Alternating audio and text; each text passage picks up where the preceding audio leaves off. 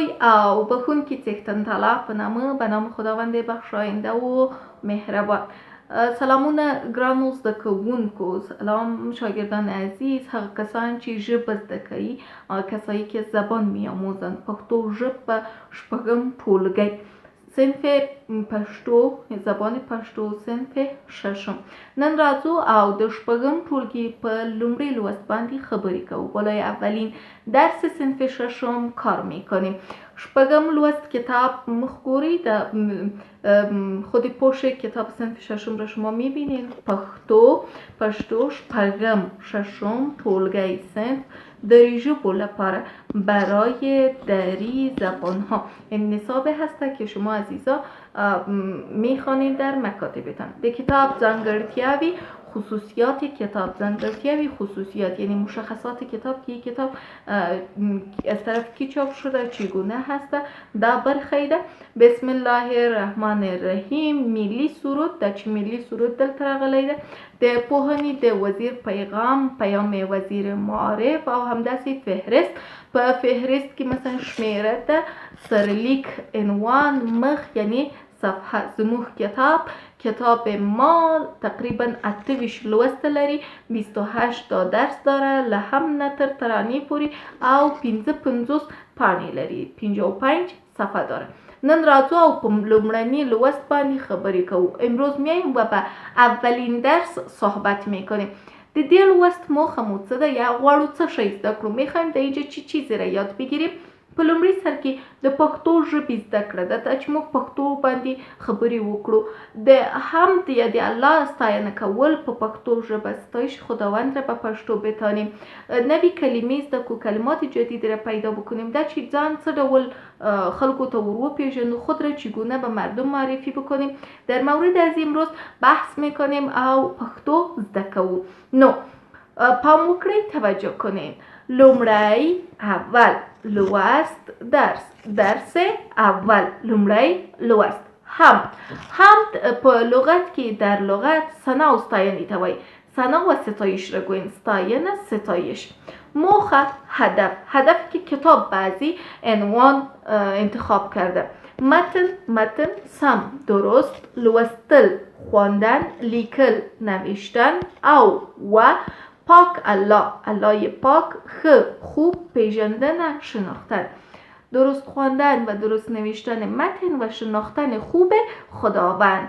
د متن سم لوستل، لیکل او د پاک الله ښه پیژندنه. پوښتنه، سوال: ستاسو په فکر هم څه ته وایي؟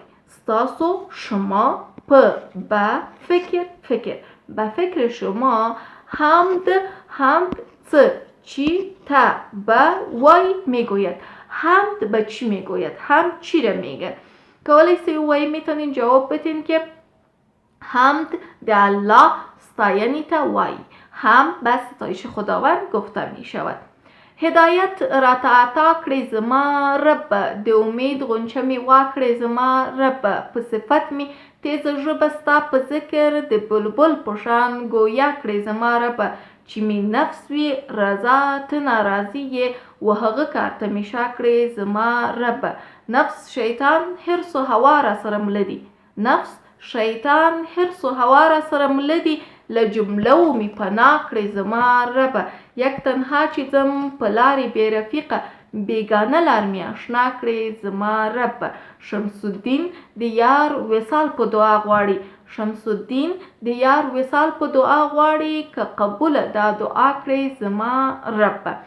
هدایت را ته عطا کړی زما رب. خداوندا، ای رب من، تو برایم هدایت عطا کن. را ته برای من هدایت عطا کن. د امید غنچه می واکړی زما رب. غنچه امید مرا باز کن خدای من. و باز. به صفت می تیز ژبه ستا په ذکر، به صفت خودت، به ذکر خودت زبان مرا آنقدر تیز بساز، د بلبل پشان گویا کړی زما رب. به مثل بلبل. این در شعر اول نیم بیتی دومش میگین. به مثل بلبل مرا سخنور بساز، تا که ثنا و صفت و ذکر تو را بگویم. ای خداوندا، زبان مرا به صفت و ذکر خود آنچنان تیز بساز مثل بلبل، یا مرا مثل بلبل سخنور بساز.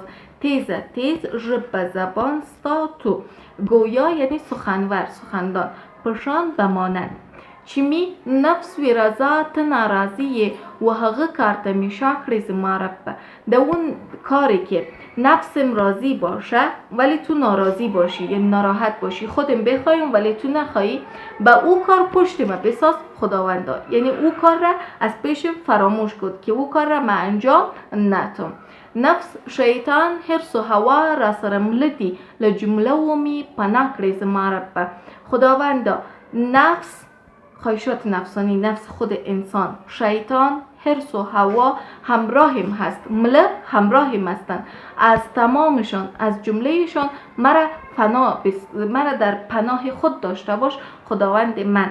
نفس چیست؟ نفس خود حالت درون یک شخص است که میخواید بگوید که من میاله ویدیو رو بشنوم یا نشنوم، از درس بگریزم یا نگریزم، این کار رو انجام بتم یا نتم. او رو نفس، خواهشات نفسانی که میگن، یا خواهشی که تو از خود داری که من این کار رو انجام بتم یا نتم، او رو نفس میگن. پس میگه 4 تا همراه مست خداوند، از این 4 تا مرا در امان نگهدار، در پناه خود نگهدار. یک تنها چیزم پلاری بی رفیقه، بیگانه لار می آشنا کړی زما رب. ای خداوندا، من که در این راه تنها میرم، بدون رفیق و دوست میرم، در این راه بیگانه مرا آشنا بساز، مرا بلد بساز خداوند من. شمس الدین دیار وصال په دعا غواړي که قبول دا دعا کړی زما رب. شمس الدین خود را خطاب کرده، یعنی این شعر از کی است؟ از شمس الدین هست. به خود خطاب کرده که شمس الدین در دعاهای خود وصال معشوق یا یار خود میخواد. یارش کیست؟ خداوند. شمس الدین در دعا میخواد که با خداوند خود یک جا شود. اگر این دعا را قبول بکنی، خداوند من وصال، یک جا شدن غواړي میخواهد. دلته راځو او د شمس الدین معرفی یا پیژندګلوي لولو. معرفی شمس الدین را میخوانیم. شمس الدین په خټه، یعنی په قوم، کاکر او د کندهار د کلیچاباد د کلی قریه اوسیدونکی و باشنده بود. شمس الدین به قوم کاکر است و باشنده قریه کلیچاباد کندهار است. د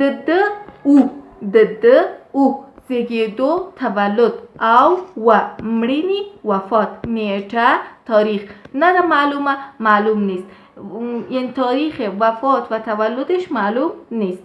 ښاغلی آقای ریښتین په تخمینی ډول، به قسم تخمینی یعنی حد زده، تخمین زده، د ده زوکړه تولدش را 1180 هجری شمسی څخه وروسته بعد از 1180 ښودلی ده، گفته هست یا نشان داده است.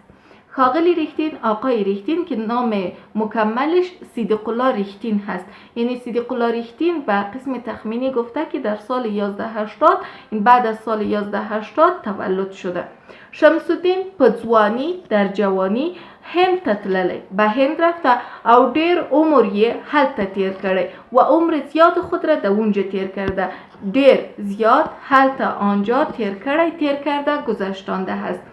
او په آخر عمر، در آخرای عمر خود بیرته دوباره خپل وطن راستون شوی دی، یعنی برگشته هست و در آخر عمر خود پس به وطن خود برگشته هست. از او یک دیوان را پاتی دی باقی مانده است. از او یک دیوان باقی مانده. دیوان چی هست؟ مجموعه اشعار را دیوان میگن. مثلا شاید شما در ذهنتان دیوان حافظ یا دیوان خوشحال خان خټک در ذهنتان باشه. چی که د او ادبی مقام ادبی لوړوالی، بلندی مقام ادبیش تری ازش ښه څرګندیږي، خوب معلوم می شود. دا زموږ او د تاسې لوست ای بود درس ما و شما. نن راغلو د کتاب پیژندګلوي باندې کار وکړ، برای معرفی کتاب کار کردیم، بل حمد مو ولوستل، حمد را خواندیم چې شمس الدین په دې شعر کې له الله تعالی نه هدایت غوښتی دی. شمس الدین در این شعر از خداوند هدایت خواسته، ویلی دی چې زما ژبه ذکر کولو لپاره تیزه که زبان مرا برای ذکر کردن تیز بساز. در کارهای کوم کارونو کشی زما رضاوی رضایت ما باشه و رضایت خودت نباشه از او کارها مرا دور بساز. ما لحق کارونو لری که 4 چیز هسته که امرای ما هسته: نفس، شیطان، حرص و هوا، که از این 4 چیز مرا در پناه خود داشته باش و در این راه بیگانه ای که ما بدون رفیق میرم پرتل چان پرتل ملګری نظم نو ما چی که ما په دې لار کې آشنا کړه. بیا راغلو د شمس الدین پیژندګلوي مو ولوسته، معرفي شمس الدین کار کردیم. شمس الدین په خټه کاکړ دی، د کندهار اوسیدونکی دی، په هند کې وخت تیر کړی دی او بیرته بیا خپل هیواد ته راغلی دی، دوباره به کشور خود آمده. یک دیوان داره. درس ولولید، درس را بخوانین، زده کړئ، یاد بگیرین، کلمې چې راغلي دي کلمات یاد بگیرین. که چیرته کوم پوښتنه و سوال و له ما سره په کومنټ کې شریک کړئ. تر بیا ښه وخت.